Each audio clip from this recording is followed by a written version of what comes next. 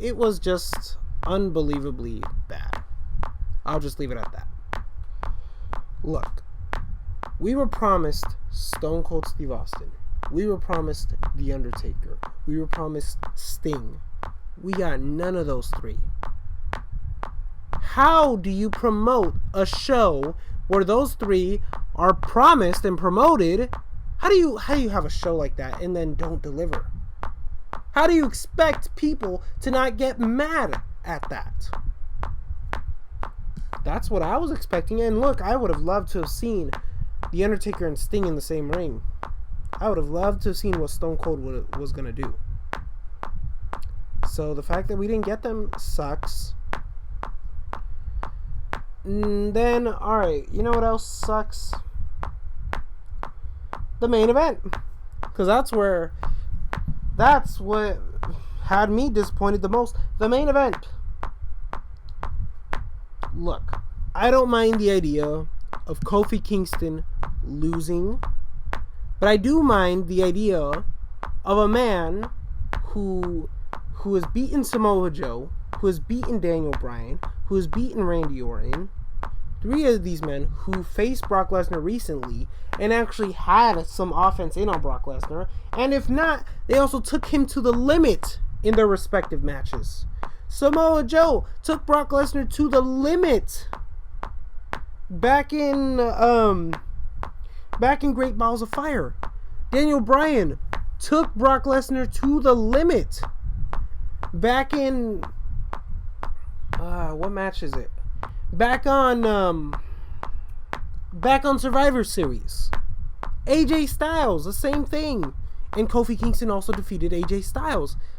This man, he even had an undefeated streak since he won the WWE title. So what happens now that he lost? Well, that's a pretty easy answer to that. He lost. He lost in 9 seconds. And none of this was followed up on, because right away we saw Cain Velasquez come out with Rey Mysterio's music and beat the living shit out of Brock Lesnar, and Brock Lesnar retreats. This was all over the place. So many moving parts. I didn't even know how to process all of this. It was unbelievable. It was like, for one, all I saw was this big bald man in jeans. And it's like, okay, I didn't know until somebody else in the crowd said it. And I was like, what the hell is this? I think you should have had it for a crowd. You should have might as well promoted Cain Velasquez. Because I didn't know. And if I didn't know, the other people are not going to know. Hell, I'm not a UFC fan. I only talk about it when CM Punk was on it, or when somebody I actually knew was on it. So I didn't know that Cain Velasquez, a man who beat Brock Lesnar 9 years ago, mind you, is going to enter in a WWE ring to beat up Brock Lesnar. Okay. Okay. I don't know. I guess Cain Velasquez was supposed to make up for Steve Austin and Undertaker and Sting, but he didn't. And then on top of that, after that whole thing happened, all we hear is Greg Hamilton say, "You guys have been an amazing audience. Thank you." No additional matches. No after show segment. Nothing. We waited 10 minutes at least, at the very least 10 minutes, not 9, not 8, not 5. 10 whole minutes waiting for something to happen. And what happened in 10 minutes? The ring crew started taking down the ring. We were all chanting Austin. But once the ring crew started taking down things, we were all chanting AEW. I wasn't, but other people in the crowd were. I could not believe what I was seeing. It was unbelievable. I am honestly a little bit disappointed by how the show ended.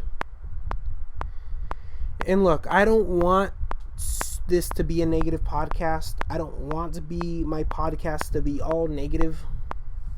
But I mean, let's call a spade a spade. This was a disappointment. This show was good, but it wasn't great. I had fun, but the way it ended really left a sour taste in my mouth a little bit. I spent $200 on tickets. I feel like a fool for doing that. And even if it was a good show, I would still probably be a fool. But no, look, I enjoyed what I saw. But at the same time, I felt like I was a bit shortchanged by some of this. We didn't get Chad Gable. We didn't get an after show match, a dark match, or whatever. Nothing. We literally paid for 2 hours of, good stuff, but not great stuff. And for a really bad ending. I don't know. I just don't think that's how you... I don't know. I just don't think that's appropriate. For Smackdown 20, I don't think that should be the appropriate response. I feel a little bit undersatisfied. Now, anyway, let's get into the show that really left a poor taste in the people's mouths. Let's get into Hell in a Cell. And just like SmackDown 20, it started out great, but went off the rails. Because we had Becky Lynch and Sasha Banks tear the house down. Kudos to these ladies for putting on a classic. Absolutely loved the show. Loved the match. Alright? Sasha Banks was ripping into Becky. She was coming up with all these creative little ways to use the cage as like a little weapon set. Like just pure brutality in this match. And I think it was dubbed best when Vic Joseph, I think that's the new guy on commentary, that said she is using this. Sasha was using the cell as her toy box. And just having fun at this point. That's what it felt. It was fun. And look, I'm not gonna slight Becky Lynch. Obviously, I'm not gonna slight Becky Lynch. She also came up with some creative ways to like use the cell. Becky at one point put kendo sticks in between the cage. Well, Sasha did that first, but then Becky put a chair on top of the kendo sticks. And look, how I'm gonna say it is gonna sound as confusing as all hell, but you guys gotta kind of see the match to get what I'm talking about. She propped up the chair in between the cell and the kendo sticks, and then she sat Sasha Banks onto the chair, and then she got on the apron, and then ran across the apron to literally drop kick Sasha Banks, and the crowd went nuts. Sasha Banks worked a hell of a lot too. She worked a lot on the arm. She started off the match by attacking Becky Lynch, and Becky Lynch sold this like a madman. These two women made this match $1 million because it looked and felt like these two went through hell. It absolutely looked like they went through hell. I can't complain about this match. I can't.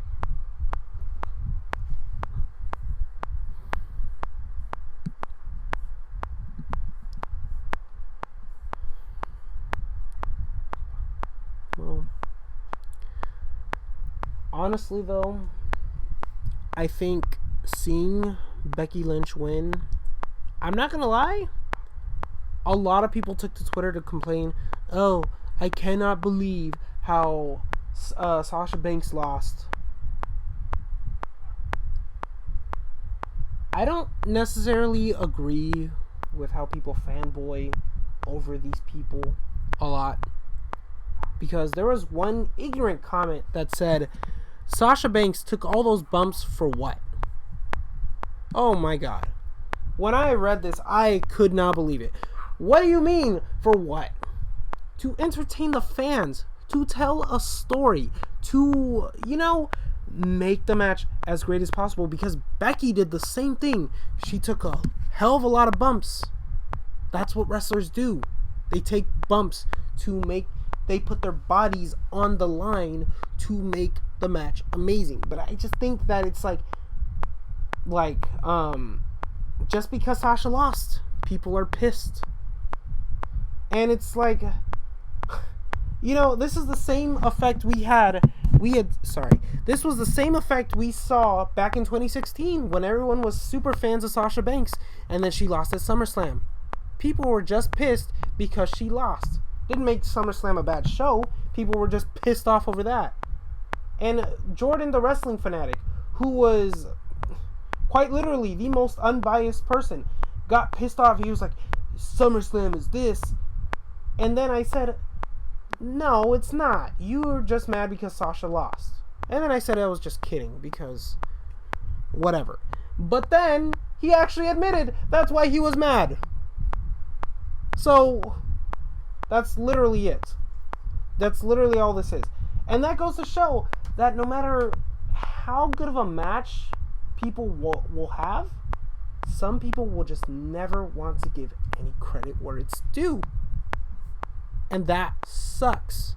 And I'm not saying this as Jordan the Wrestling Fanatic doesn't give credit, because he gives plenty of good credit when it's due. But I'm saying for all the fanboys out there, the Bliss bots, as they're called by Solomonster, the Sasha Banks fanboys, the Becky Lynch fanboys, everybody. Just because you see your heroes lose, you don't want to give any credit, and that sucks. Because these two had a banger of a match. There was no reason to throw a fit on Twitter over this match. With that being said, I do think that Becky Lynch winning was the wrong decision. Not because I think Sasha Banks had her momentum thwarted or anything like that. Because look, Sasha Banks is still white hot. She's going to be white hot. This doesn't do anything wrong to her. But I do think that Becky Lynch should have been moved to Smackdown. And now all this tells me is that Becky Lynch is going to stay on Raw. Okay. But more than likely, Sasha Banks is going to continue this feud. This feud is going to continue. So, no need to be mad. And even if this is the blow-off, Sasha Banks might move to SmackDown and have a top-profile feud with Charlotte Flair or Bayley. And we'll get to that in a bit. So, Sasha fans, don't worry. She's still in good standing. She's still the boss. Next, we have Daniel Bryan and Roman Reigns versus Luke Harper and Eric Rowan. I'm going to be honest, I didn't really watch it, but from what I heard, these guys beat the crap out of each other. Cool. It was aggressive, and alright, cool. I'm all for that. Roman Reigns and Daniel Bryan came out on top. Cool. I kind of expected that. They are two of WWE's top guys. Although I do want to say, I think that it should have been better. If you're going to establish these guys as top heels, Rowan and Harper would have been the better choice to win. Next, we got Randy Orton versus Ali. I didn't even know this was a feud, if I'm being honest. I had no idea. I feel like this was just a thrown together match. Which, by that point, if you're going to throw together a match, why not do Shinsuke versus Randy or something, Shinsuke's the Intercontinental Champion. Give him a match. And I think that would have been a good match. I enjoyed their first match on SmackDown too. As I said before, Randy Orton won, and people took to Twitter to throw a fit. That seems to be the popular thing to do, is to throw a fit on Twitter. I'm not gonna lie, I've been pretty pissed off to throw fits on Twitter. Where's my GMO WWE 2K20? But this was just kind of dumb. This was a good match. I enjoyed it. It was back and forth. Ali came out with a counter, and it was an interesting counter. But then he took another RKO, which, what's the point of that? If he's gonna counter it and then take another RKO like 4 moves later, you might as well just have done the RKO, or do the counter and then have Ali come out on top. That would have been better. But okay, maybe they'll just have another match. But I think the wrong person won. Ali should have won. Next, we had the Kabuki Warriors versus Kairi Sane and Alexa Bliss. What I'm trying to understand is, why did you guys turn Alexa Bliss face and the Kabuki Warriors heel? I don't know. It just doesn't seem to make sense to me. I think they gotta kind of end this whole Alexa Bliss, Nikki Cross thing, and I think this was gonna be the start of it, that. And then also with Alexa Bliss and Asuka being heels, it's kind of sad to see where Asuka's gone, because Michael Cole made a mention that Asuka was once deemed the most dangerous superstar in all of entertainment, all of sports entertainment. And it's crazy how she used to be undefeated at one point, and now she's barely even on the show. And I hope that this tag team titles win will actually lead to something, because Asuka does not need to be losing anymore.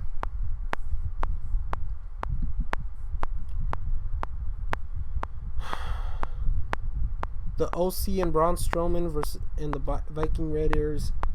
I also skipped that match. I didn't care about it. So all I know is at the end he saw AJ Styles take a right hand from Braun Strowman. Okay, I don't care. That's all I have to say about that. Next, we had Chad Gable versus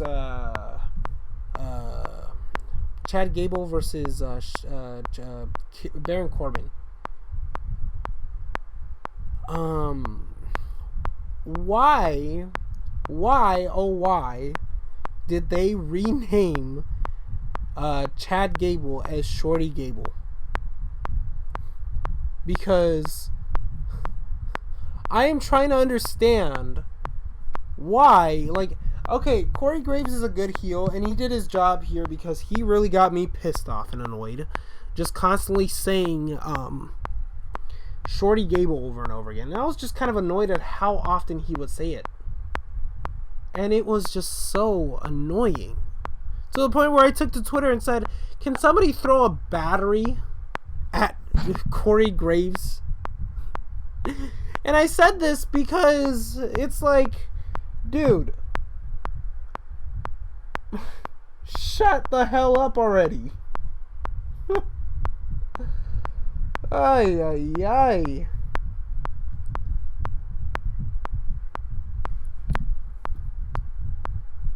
But okay. The match was pretty good. I enjoyed it. It was back and forth. The crowd was kind of dead. I'm kind of sad about that. But Chad Gable got his win. I'm glad. He won by a roll-up. And I'm gonna be honest, that's not my favorite way for him to win. But he got a win. Cool. I just think that Chad Gable should have made Corbin tap. And also, like, Corbin got a lot of offense in on this.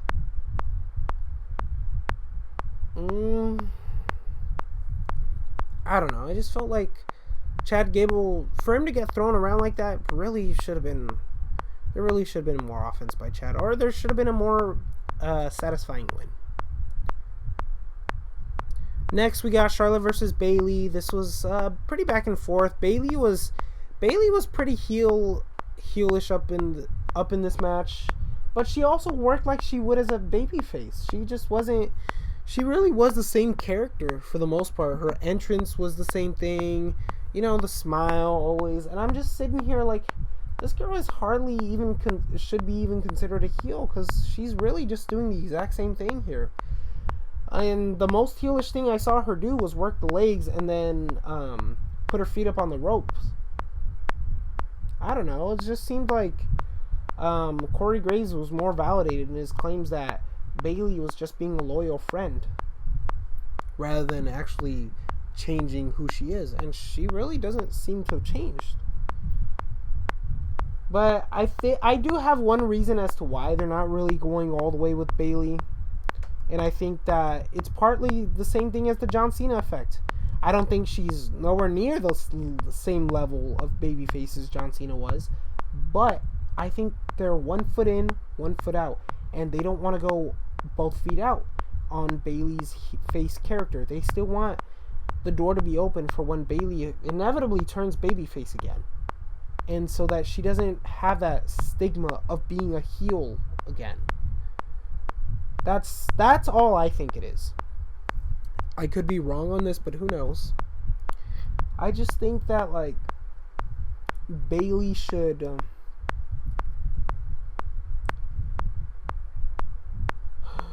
I just think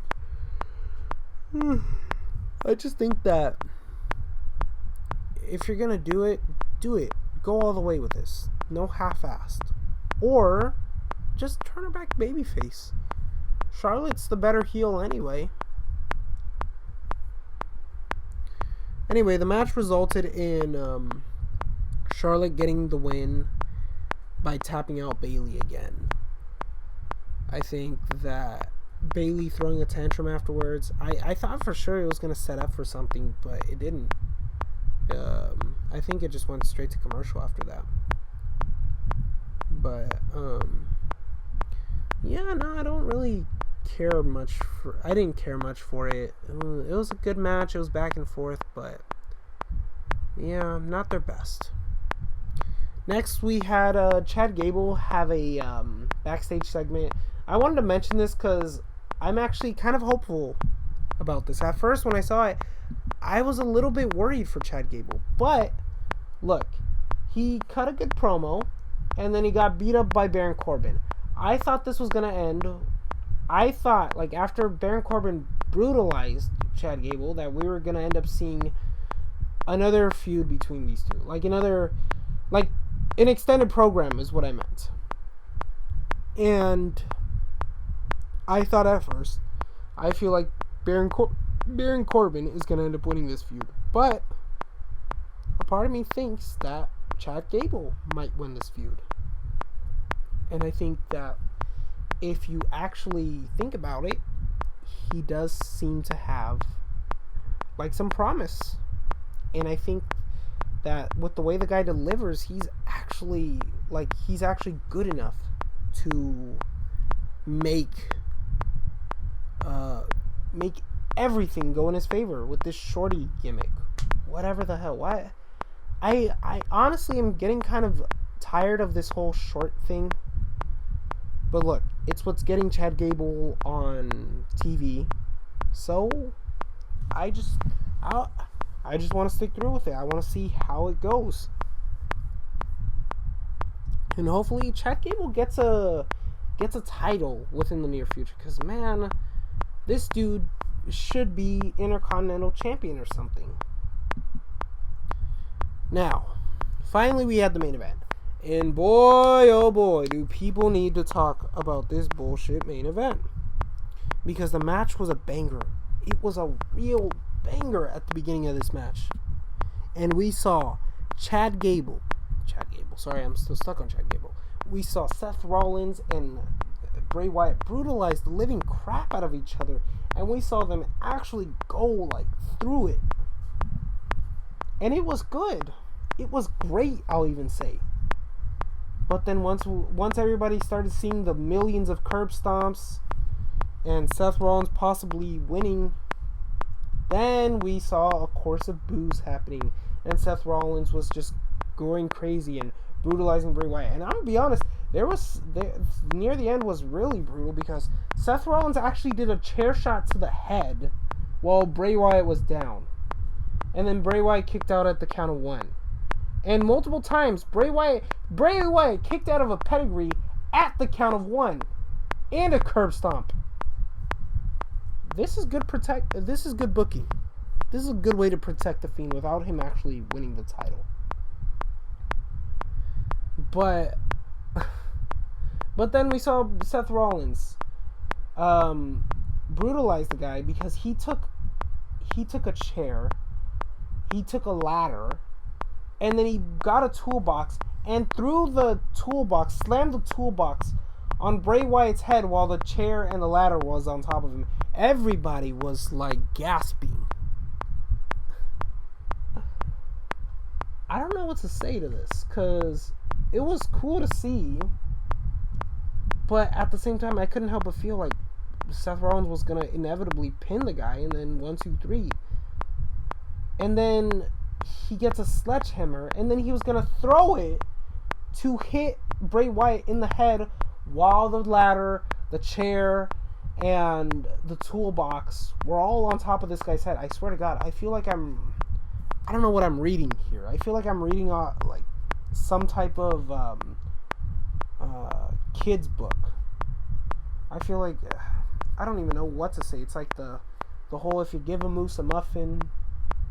I can't put my finger on it, but it's a children's book that like there's like a list of things where it starts out with something so simple and then it's a whole bunch of convoluted things. Alright. Not the point. This was something to be believed because by this point, guess what? Back-to-back years in a row, this match ended in a no contest because the referee was talking Seth down and telling him, hey, is this who you want to be? What are you doing this? Think about what you're doing. Don't go down this road. All this stuff. And then he just darted the sledgehammer at Bray Wyatt's head while all this stuff was on top of him. And the referee just called for the bell. And it ended like that. The match ended like that. And Seth Rollins is going crazy. And he's yelling and he's screaming. And then... And he's yelling at Bray Wyatt, you made me do this. This is your fault. And all this stuff. And then all these... There's these referees coming to get a stretcher. And then the crowd is chanting AEW at this point because they're pissed off just like I was watching this. And then all of a sudden, Bray Wyatt pretty much pops up, gives Seth the mandible claw, beats him down, gives him 2 Sister Abigails. He removed the padding on the floor, so he gave Seth a Sister Abigail on top of the cement. And then the crowd kept saying, restart the match, restart the match, restart the match. That's what they kept chanting. And then all of a sudden, the lights were coming off. You heard the familiar Fiend noise. Crowd was beginning to boo. And Seth Rollins took another mandible claw. And you just see this great visual, this amazing visual of Seth just coughing up blood and just making this thing look horrendously painful. And then it just ends, and then the show just ends with Bray Wyatt standing tall and disappearing into the night while the crowd is just completely booing at this. This was a terrible way to end a pay-per-view, is a no contest. Nobody likes when you end a pay-per-view in a no contest. It didn't work for Battleground, and it didn't work for the multiple other pay-per-views that have happened since Battleground. Why do people continue to end? Why does WWE continue to do this and make this mistake? People do not like this. It's terrible. And especially a championship match on a no disqualification fucking match. Even. That's terrible. That is absolutely terrible. So honestly, I'm gonna say this was disappointing. I was very disappointed. And I think WWE has a lot of fixing to do. Because honestly, the best way to fix this was the best way to actually make this good and salvage this night, if to salvage the whole no disqualification, was to actually restart the match, not have Bray Wyatt come out on top. Actually restart the match and have Bray Wyatt win, because Bray Wyatt should have won. That's what I think. I know Seth Rollins just won the title, but that's how it goes. Bray Wyatt is the man who is white fucking hot right now, and Bray Wyatt was the man who should have won. And honestly, the idea of Bray Wyatt just terrorizing Raw, that's entertaining to me. I really actually would love to see that. Well, anyway, that's going to conclude the show. I think overall wasn't bad, but it could have been better. Alrighty, thank you guys. You've been a great audience for listening. You guys take care.